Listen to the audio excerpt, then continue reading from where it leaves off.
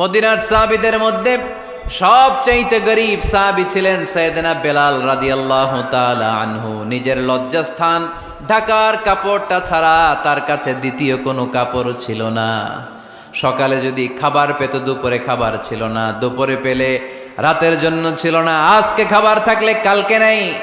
মদিনার সবচাইতে গরীব সাহাবী বেলাল রাদিয়াল্লাহু তাআলা আনহু, লজ্জাস্থান ঢাকার জন্য শুধু একটা জামা ছিল, গায়ে দেওয়ার মতো কোনো জামা নাই। এই সাহাবীর মতো গরীব কোনো সাহাবী মদিনার জমিনে নাই। এই বেলাল রাদিয়াল্লাহু তাআলা আনহুকে বিশ্বনবী ডেকে বললেন, ইয়া বেলাল আনফিক ইয়া বেলাল লা তাখশা মিন যিল আরশি ইকলালা। ও বেলাল, আল্লাহর রাস্তায় দান করো, কারণ আমার আল্লাহর ধনভাণ্ডারের কমতি নাই। সাইয়েদনা বেলাল রাদিয়াল্লাহু তাআলা আনহু সবচেয়ে গরীব। শুনতেছেন? বুঝতেছেন? সবচেয়ে গরীব। ডাউন পার্টটা ঢাকার মতো একটা গার্মেন্ট ছিল, একটা কাপড়, এটা পেঁচায় আসতো, নামাজ পড়তো।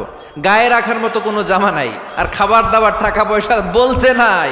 ওই সাহাবীরে বিষ্ণু ইসলাম বললেন, আনফিক বেলাল, বেলাল তুমিও দান করো, তুমিও দাও, দানের হাতকে প্রশস্ত করে দাও।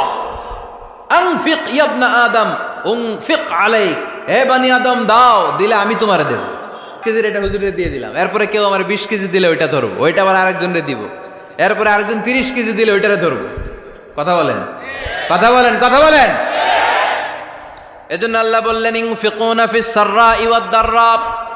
আমার মুত্তাকি বান্দার প্রথম গুণ, তারা সুখে দুঃখে সব সময় দান করে।